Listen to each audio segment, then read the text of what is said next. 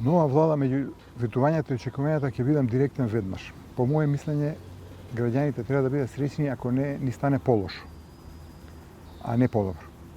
Тоа се она што го навестуваат овие првом програмата на ВМРО-ДПМНЕ, кој што е доминантен у коалицијата и се однесува доминантно, супериорно. И друго, овие некои работи што се најавени во овој период, додека уште не е формирана владата. Па така што ако денот се познава путрото, да бидеме среќни ако не ни биде полошо. Секоја нова влада, барем во времето додека јас сум поминал во Македонија, секогаш очекувањата се на економското поле. Што и како ќе се направи за економијата, за подобрување на стандардот на животот, за нови инвестиции, нови работни места, нови капитални проекти.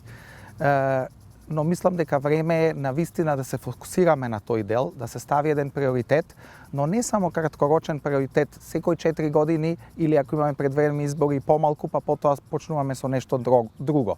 Сметам дека треба да имаме еден подолгорочен пристап, може би 10 годишен пристап минимум, што се приоритетите нас како држава на економски план, на економско поле и да имаме без разлика која влада доаѓа на власт, да постојат едни принципи на континуитет за изработка на сите тие програми за подобрување на стандардот на животот. Во овој случај многу е важно да имаме добар диалог, но не само диалог, туку и реализација на очекувањата и барањата на бизнис секторот. Бидејќи можам да кажам дека со претходната влада, посебно ние како странски инвеститори присутни во државата, имавме многу добар диалог, но повеќе од барањата не беа нити навремено реализирани, нити пак од различни причини реализацијата беше пролонгирана. Прво, оваа идеја за нови министерства. Не е идеја, реализација е веќе. Они дојдоа со програмата, ние ќе ја намалуваме администрацијата и првата мерка, уште пред да седнат на влада, е сосема спротивната. Го зголемија бројот на институции. Тоа не значи намалување, тоа значи зголемување. Не само на луѓе, на трошоците на новата влада. А зборуваме за буџет кај што тоа уопште не е буџетирано.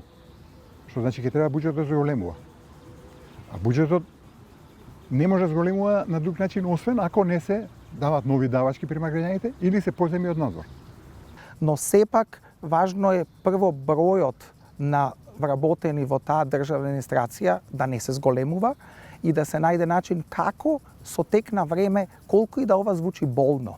Ние имаме премногу јавна администрација и администрација која, ако не слажаме, некаде речи 150.000 за држава која е како нас, од можеби 1.600.000, 1.700.000 луѓе најмногу, тоа е огромна бројка и треба да се работи на рационализација на таа администрација, можеби дури ако некои од тие луѓе се подобро платени, но оние кои се посветени на таа работа да останат да работат, да испорачуваат она што е важно за сите граѓани на државата, но тоа е болен процес. Тоа не е процес кој може да трае 1 или 2 години. Еве јас можам да ви кажам, како германска компанија кај нас, кога некое работно место ќе се испразни од X причини, кога постојат глобални движења каде што треба да ги оптимизираме процесите, понекогаш се вели ќе направите повеќе со она што го имате. Инвестиции, како стојат работите, се само најава. И тука е една интересна работа што политичарите во Македонија исто ме тераат нивното однесување вака да заклучам. Не научи една основна работа во политика, не учат од своите грешки. Ветувања создаваат очекувања, после тоа доаѓа остварувања и на крај доаѓаат разочарувања. Ако многу ветиш, а не можеш да оствариш, ќе ги зголемиш очекувањата кои што ќе се претворат во големи разочарувања. Сите партии до сега, сите влади до сега паднаа на истиот штос. Оваа, уште пред да застане за власт, ја направи таа грешка. Се зацапа на истата кора од банана. Не знам зашто.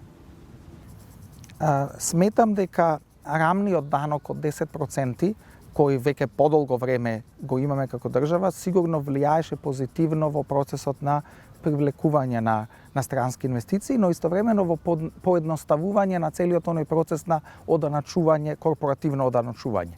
И тоа е случај не само со нас, туку и со други земји од Централна и Источна Европа, дури и земји членки на Европската Унија.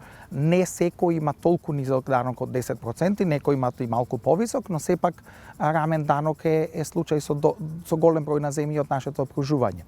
Она што е важно посебно врз основа на глобалната одлука пред се она што беше стимулирано од земјите на ОЕЦД, но потоа над 130 земји во светот тоа го прифатија, меѓу кои ние, е минималниот глобален корпоративен данок, кој влезе во игра од 1 јануари оваа година. Ние како држава мислам дека треба да најдеме начин што побрзо пред крајот на оваа година да се адаптираме и соодветно да се земат во обзир тие глобални даноци од 15% и само влијанието на големите компании, на оние компании кои имат глобален обрт од над 750 милиони евра, додека потенцијално она што е барем навестено намалување на корпоративниот данок за другите компании, ако тоа испорача зголемена работа, профитабилност и ефикасност, јас немам никаков проблем со тоа.